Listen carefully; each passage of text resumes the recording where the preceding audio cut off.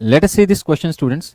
L plus R का value 12 given है, जहां पर एल लेंथ है सिलेंडर का और आर रेडियस है सिलेंडर की, और हमें मैक्सिमम वैल्यू फाइंड आउट करनी है वॉल्यूम ऑफ सिलेंडर। जो कंसेप्ट यहाँ यूज होगा इसको सोल्व करने के लिए वो होगा डिफरेंशिएशन का। ठीक है, वॉल्यूम ऑफ सिलेंडर आप सभी को पता है पाई आर स्क्वायर एच होता है। ठीक है, हमें वॉल्यूम को क्या करना है, maximum V max find out करना है हम लोगों को, यहाँ पर मैक्सिमम वैल्यू फाइंड आउट करना है। और हमें गिवन क्या है, हमें गिवन है कि L plus R equals to क्या है, 12। एक अच्छा सा सिलेंडर बना लेते हैं। देखिए मेरी ड्राइंग देख के आप समझ ही गए होंगे कितनी अच्छी है, पर उम्मीद करता हूँ आप लोगों को ये समझ आ रहा होगा मैंने क्या लिखा हुआ है यहाँ पर। ये आर है और ये एल है। तो L plus R equals what, 12। और जो वॉल्यूम ऑफ सिलेंडर उसका जो फॉर्मूला होता है पाई आर स्क्वायर एच। तो यहाँ पर जो वी है वो आर एन एच दो का फंक्शन है। अब हमें कोशिश करना है इसको सिंगल फंक्शन में कन्वर्ट कर दें। अब यहाँ जो मैंने h लिखा है वो l के साथ रिजेंबल कर रहा है, मतलब h, यहाँ जो h है उसका रोल यहाँ l प्ले कर रहा है। ठीक है, इनको आपस में रिप्लेस कर सकते हो। ओके, अब मेरा एम है कि इसको सिंगल वेरिएबल में कन्वर्ट कर दूं। आप देखिए यहाँ से हम लोग क्या करते हैं, जो इक्वेशन 1 है इससे हम ये बोल दे क्या कि l equals to 12 minus R, और इस एक्सप्रेशन को हम लोग यहाँ यूज कर जाते हैं। तो यहाँ से क्या होगा, v r equals to pi R square bracket 12 minus are.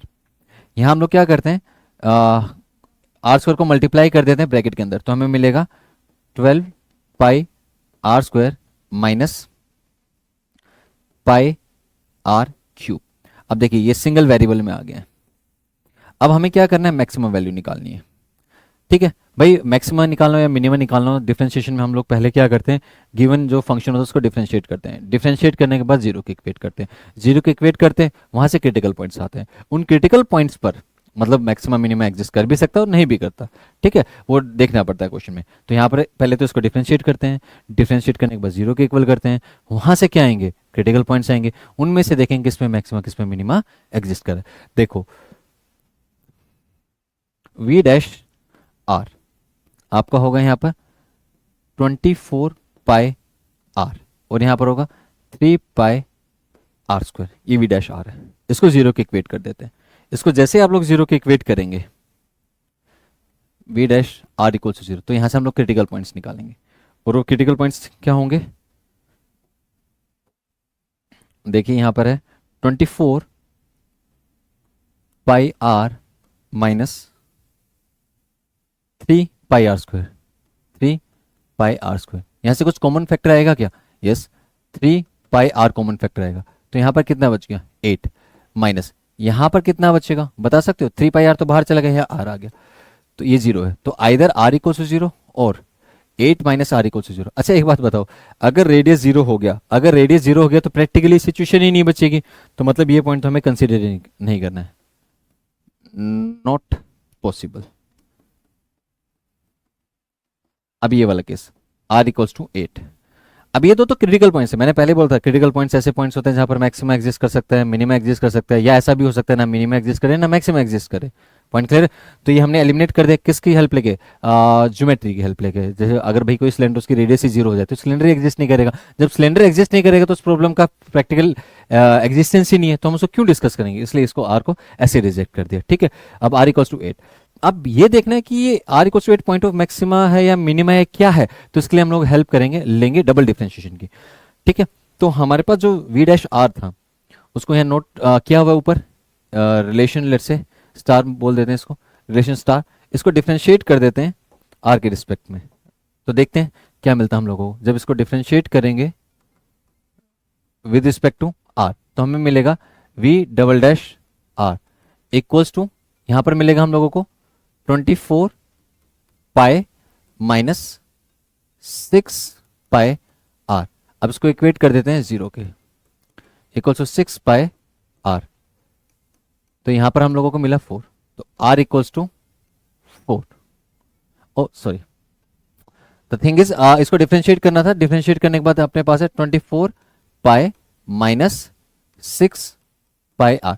मैंने वो इक्वल टू जीरो कर दिया था, वो जीरो नहीं करना, हमें तो ये चेक करना है ना कि ये जो पॉइंट है वो मैक्सिमा का है या मिनिमा का है, तो इसको जीरो के इक्वेट नहीं करना, इसको बस डिफरेंशिएट कर रहे हैं। डिफरेंशिएट कर दिया, अब क्या करते हैं, इस r इक्वल टू 8 को यहां यूज करते हैं, वी डबल डैश आर में, जहां आर है वहां 8 रख दो।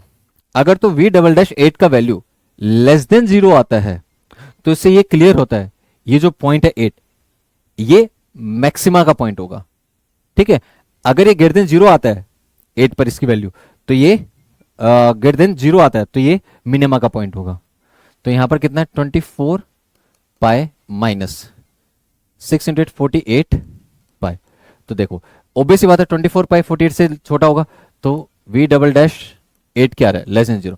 ये कंफर्म हो गया, इससे ये इंप्लाई करता है आर इक्वल्स टू 8 पर मैक्सिमम वॉल्यूम निकलेगी सिलेंडर की, मैक्सिमम वॉल्यूम एग्जिस्ट होगी। अब वो क्या वॉल्यूम होगी ये निकालना है, देखते हैं। हाँ भाई मैक्सिमम वॉल्यूम निकालनी, तो वो क्या होगी वॉल्यूम, तो V का फॉर्मूला क्या था जो हमने बनाया था यहां पर लास्ट में, pi R square within bracket pi R square 12 minus R. जो आर है इसका जो वैल्यू है वो 8 है, पाई 8 का स्क्वायर 12 माइनस 8 64 इंटू 4 पाई। इसको जब आप सोल्व करोगे you will get 256 pi. This is the maximum volume. तो जो अपना आंसर है वो क्या हो जाएगा, answer C. Thank you students.